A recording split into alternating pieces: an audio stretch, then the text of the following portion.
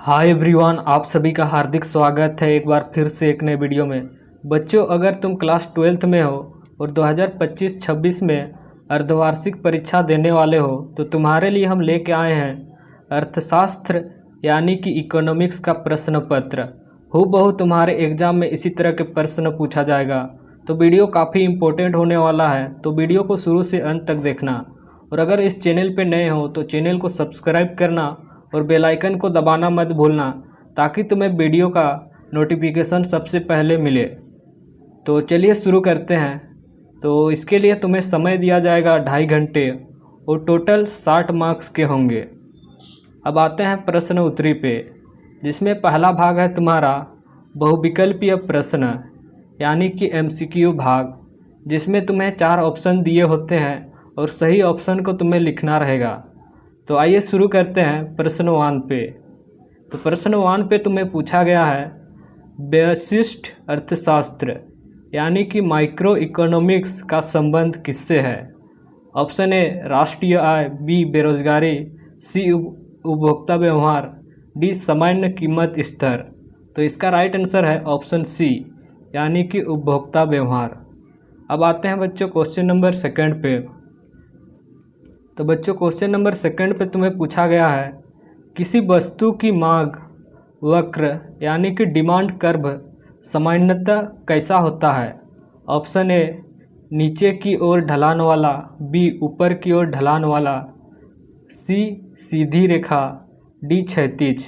तो इसका right answer हो जाएगा ऑप्शन नंबर ए यानी कि नीचे की ओर ढलान वाला। अब आते हैं बच्चों क्वेश्चन नंबर 3 पे। तो क्वेश्चन नंबर 3 में तुम्हें पूछा गया बच्चों राष्ट्रीय आय का अध्ययन किस अर्थशास्त्र के अंतर्गत किया जाता है। ऑप्शन ए वैशिष्ट अर्थशास्त्र, सी समष्टि अर्थशास्त्र, सी कल्याण अर्थशास्त्र, डी इनमें से कोई नहीं। तो इसका राइट आंसर हो जाएगा ऑप्शन नंबर बी यानी कि समष्टि अर्थशास्त्र में राष्ट्रीय आय का अध्ययन किया जाता है। अब आते हैं क्वेश्चन नंबर 4 पे। तो बच्चों क्वेश्चन नंबर 4 पे तुम्हें पूछा गया है मुद्रा का प्राथमिक कार्य क्या है। ऑप्शन ए मूल्य का संचय, बी मूल्य का मापन, सी स्थगित भुगतानों का मानक, डी साख का आधार। तो इसका राइट आंसर है ऑप्शन नंबर बी यानी कि मुद्रा का प्राथमिक कार्य है मूल्य का मापन। अब आते हैं क्वेश्चन नंबर 5 पे। तो क्वेश्चन नंबर 5 पे तुम्हें यहाँ पे पूछा गया है जब सरकार का व्यय उसकी आय से अधिक होता है तो उसे क्या कहते हैं। ऑप्शन ए राजस्व अधिशेष, ऑप्शन बी बजटीय घाटा, ऑप्शन सी व्यापार अधिशेष, ऑप्शन डी राजकोषीय घाटा। तो इसका राइट आंसर हो जाएगा ऑप्शन नंबर डी यानी कि राजकोषीय घाटा। अब आते हैं क्वेश्चन नंबर 6 पे। तो क्वेश्चन नंबर 6 पे तुम्हें पूछा गया है पूर्ण प्रतियोगिता की स्थिति में किसी फॉर्म का मांग वक्र कैसा होता है। ऑप्शन ए नीचे की ओर ढलान वाला, बी ऊपर की ओर ढलान वाला, सी पूर्णतः लोचदार, डी पूर्णतः बेलोचदार। तो इसका राइट आंसर हो जाएगा ऑप्शन नंबर सी यानी कि पूर्ण लोचदार यानी कि क्षैतिज रेखा की तरह होती है। अब आते हैं क्वेश्चन नंबर 7 पे, जहाँ पे तुम्हें पूछा है समष्टि अर्थशास्त्र यानी कि माइक्रो इकोनॉमिक्स का संबंध किससे है। ऑप्शन ए व्यक्तिगत आय, बी व्यक्तिगत कर्म का उत्पादन, सी समग्र अर्थव्यवस्था, डी व्यक्तिगत बचत। तो इसका राइट आंसर हो जाएगा ऑप्शन नंबर सी यानी कि समग्र अर्थव्यवस्था से है, समष्टि अर्थशास्त्र। अब आते हैं क्वेश्चन नंबर 8 पे। क्वेश्चन नंबर 8 पे तुम्हें पूछा गया है बाजार संतुलन का क्या अर्थ है। ऑप्शन ए मांग का अधिक होना, ऑप्शन बी पूर्ति का अधिक होना, ऑप्शन सी मांग और पूर्ति का बराबर होना, ऑप्शन डी इनमें से कोई नहीं। तो इसका राइट आंसर है ऑप्शन नंबर सी यानी कि बाजार का संतुलन तब होता है जब मांग और पूर्ति बराबर होती है। तो ऑप्शन सी इसका राइट आंसर हो जाएगा। अब आते हैं क्वेश्चन नंबर 9 पे, जहाँ पे तुम्हें पूछा है आय और रोजगार का निर्धारण करने का सिद्धांत किसने दिया। Option A Adam Smith, option B Alfred Marshall, option C J M. Keynes, option D Lionel Robbins. तो इसका राइट आंसर है option number C James Keynes, जो कि आय और रोजगार का निर्धारण करने का सिद्धांत दिया था। अब आते हैं बच्चों भाग ब यानी कि अति लघु उत्तरीय प्रश्न पे, जो कि तुम्हें 2 मार्क्स के पूछा जाएगा।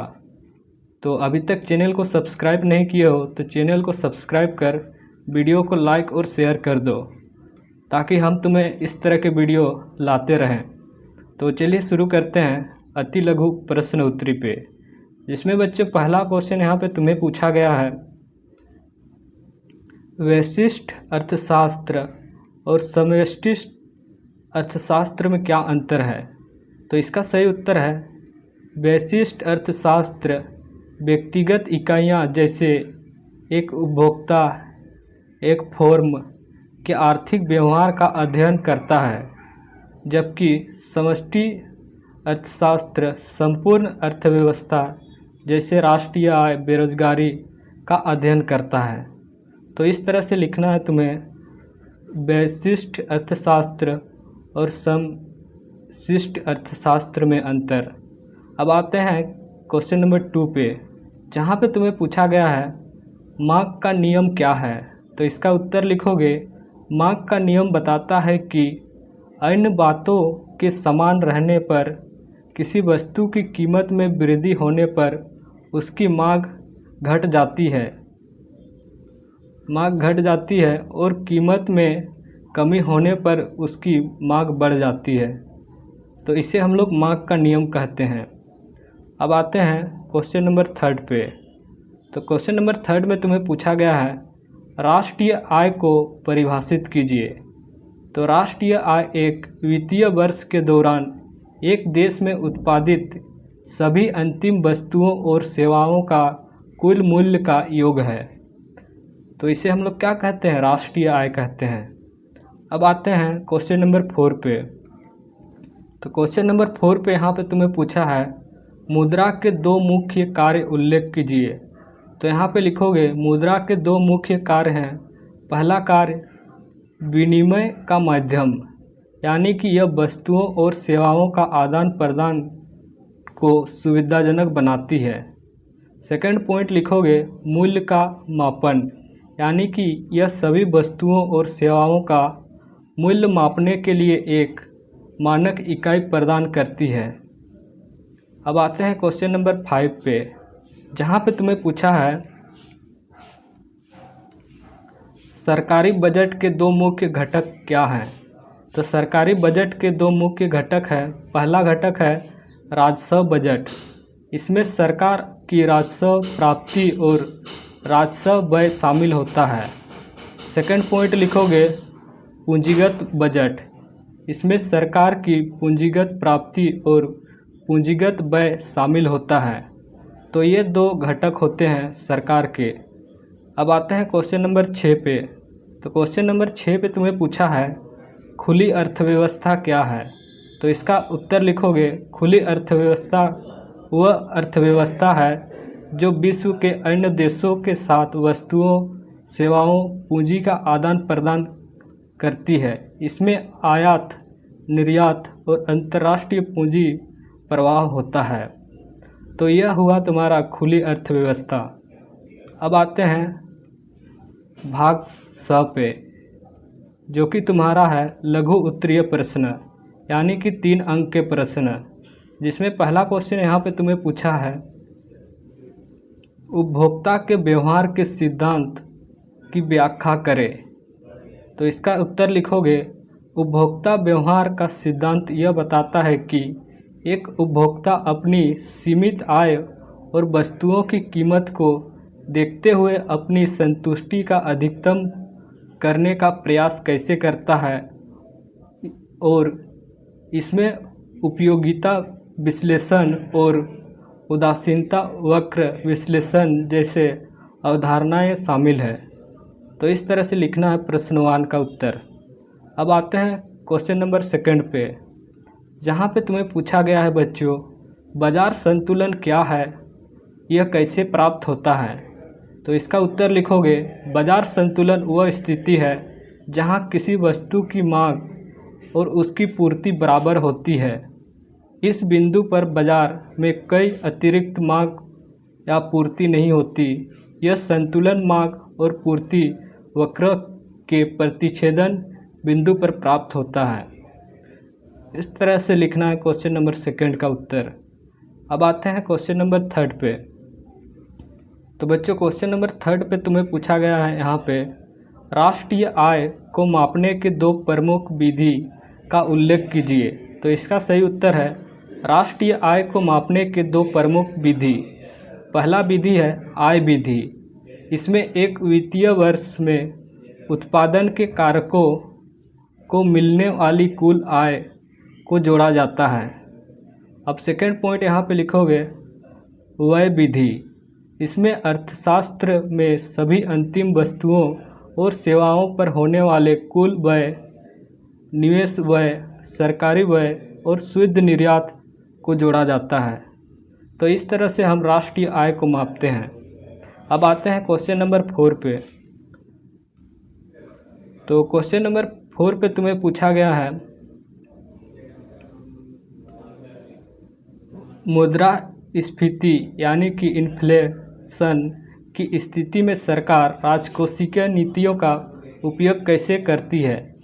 तो इसका सही उत्तर है, मुद्रास्फीति के स्थिति में सरकार राजस्व व्यय का कम करती है और करों को बढ़ाती है। इससे अर्थव्यवस्था में कुल मांग कम हो जाती है, जो कीमतों में वृद्धि को नियंत्रित करने में मदद करती है। अब आते हैं भाग द यानी कि सेक्शन डी पे। सेक्शन डी पे जो कि तुम्हारा है 6 अंक वाले प्रश्न, जिसमें तुम्हें कम से कम 100 से 150 से 200 वर्ड में लिखना है तुम्हें। जिसमें तुम्हें पहला क्वेश्चन यहाँ पे पूछा गया है, मुद्रा की परिभाषा देते हुए उसके प्रमुख कार्यों को विस्तार से वर्णन कीजिए। तो इसका उत्तर हो जाएगा, यहाँ पे तुम देख सकते हो, सबसे पहले लिखोगे परिभाषा। मुद्रा वो है जो विनिमय के माध्यम के रूप में कार्य करती है, जिसका उपयोग वस्तुओं और सेवाओं के भुगतान के लिए किया जाता है। और इसका कार्य, मुद्रा के प्रमुख कार्य, पहला कार्य लिखोगे विनिमय का माध्यम, यानी कि वस्तुओं और सेवाओं के विनिमय को सुविधाजनक बनाती है और वस्तुओं विनिमय प्रणाली की कठिनाइयों को दूर करती है। सेकंड पॉइंट लिखोगे मूल्य का मापन। यह सभी वस्तुओं और सेवाओं के मूल्यों को मापने के लिए एक मानक इकाई प्रदान करती है। थर्ड पॉइंट लिखोगे यहाँ पे मूल्य का संचय, यानी कि यह भविष्य में उपयोग करने के लिए धन को बचाने की सुविधा प्रदान करती है।